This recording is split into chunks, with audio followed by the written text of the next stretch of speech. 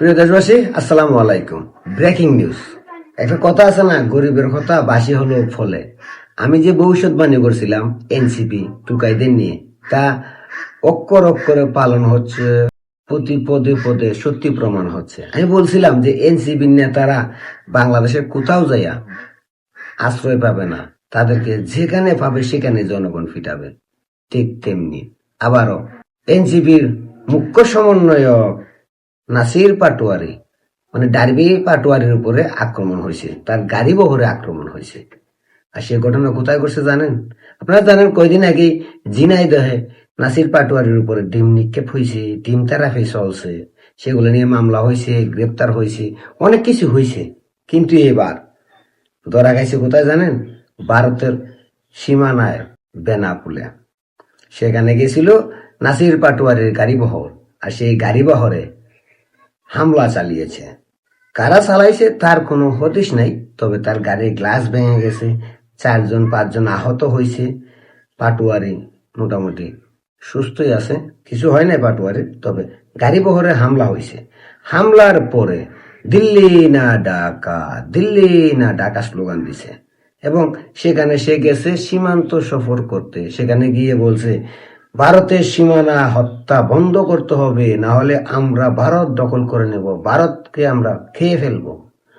অথচ 2 দিন আগে আমাদের স্বরাষ্ট্রমন্ত্রী বলছেন যে ভারতের যে বর্ডারে যে হত্যা হয় সেগুলাকে সরাসরি হত্যা বলা যাবে না, কারণ ওখানে চোরাচালান হয়, ইয়াবা ব্যবসায়ী হয়, অবৈধ কাজে যাইয়া সীমানায় জড়িত হয় সন্ত্রাসীরা, এদেরকে মারলে এটাকে সীমান্ত হত্যা বলা যাবে না, আমাদের স্বরাষ্ট্রমন্ত্রী বলছেন। বর্ডার কিলিং হচ্ছে যদি অন্য দেশের বাহিনী কর্তৃক আমাদের সীমান্তে অথবা জিরো লাইনে এসে যদি কিলিং করে, সেটাকে আমরা বর্ডার কিলিং বলতে পারি। যদি আমাদের সীমানার অভ্যন্তরে এবং তাদের সীমানার অভ্যন্তরে কোন রকমের কোন অপরাধে জড়িত থাকে কেউ, ইললিগেল ট্রেসপাস করে যায় কেউ, সেটা তারা কিভাবে অ্যাড্রেস করবে সেটা তাদের দেশীয় আইনে পড়বে। এটাকে বর্ডার কিলিং বলা ঠিক হবে। আচ্ছা, এটা বাদ দেন।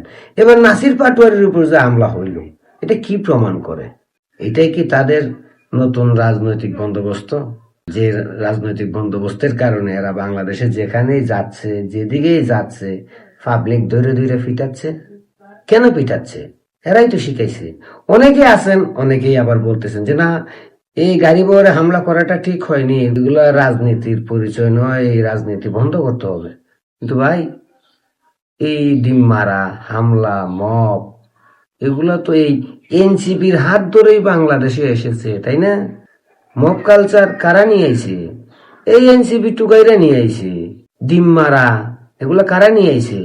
এই এনসিপি রাজাকাররা নিয়ে আইছে। হাইকোর্টে, কোর্টে, জজ কোর্টে মানুষকে ডিম মারা কে শিখাইছে? এই এনসিপি টুকাইরা শিখাইছে। তো যারা মবের জনক, যারা ডিম থেরাপির জনক, তারা ডিম থেরাপি খাবে, মবের শিকার হবে, এটাই তো স্বাভাবিক, তাই না? যেমন কুকুর তেমন মুগুর। তো নাসির পাটোয়ারির উপরে হামলা হয়েছে, সে হামলায় অনেকে নিন্দা জানাচ্ছেন, তবে আমি নিন্দা জানাচ্ছি না, কারণ এটাই নতুন রাজনীতির বন্দোবস্ত।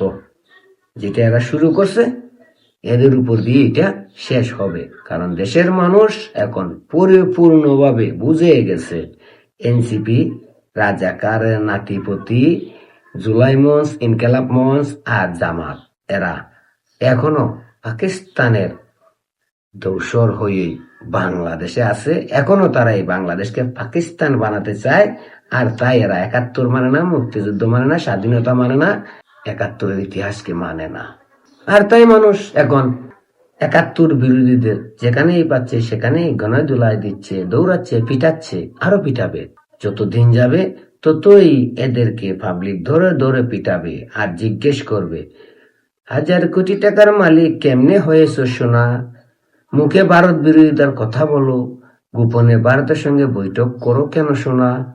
তোমরা 71 বাদ দিয়ে 47-এর গল্প কেন বলো সোনা? মুক্তিযুদ্ধের ইতিহাস নিয়ে তোমরা বিকৃতি করো কেন সোনা? যে পাকিস্তান আমাদের দেশে 30 লক্ষ মানুষ হত্যা করছে, সেই পাকিস্তানকে তোমরা ভাই কেন বলো সোনা?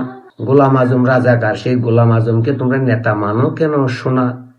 সবকিছুই জিজ্ঞেস করবে আর ধরে ধরে পিটাবে, কারণ এটা বাংলাদেশ, এখানে বাংলাদেশিরাই থাকবে, পাখি বীজ, আমেরিকান বীজ, পাখিদের দালাল, আমেরিকান দালাল কেউ থাকবে না। ওই যে একটা গান আছে না, রাজাকার আলবদর কিছুই রবে না রে, সব শালারা বাইসা যাইবে বঙ্গোপসাগরে।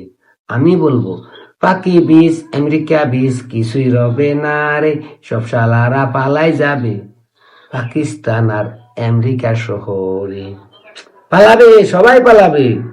সময় খুবই সন্নিকটে, কারণ এরা প্রমাণ কইরা দিছে এরা এই দেশ, জনগণ, জাতি, সার্বভৌমত্বের শত্রু, বাংলাদেশের শত্রু।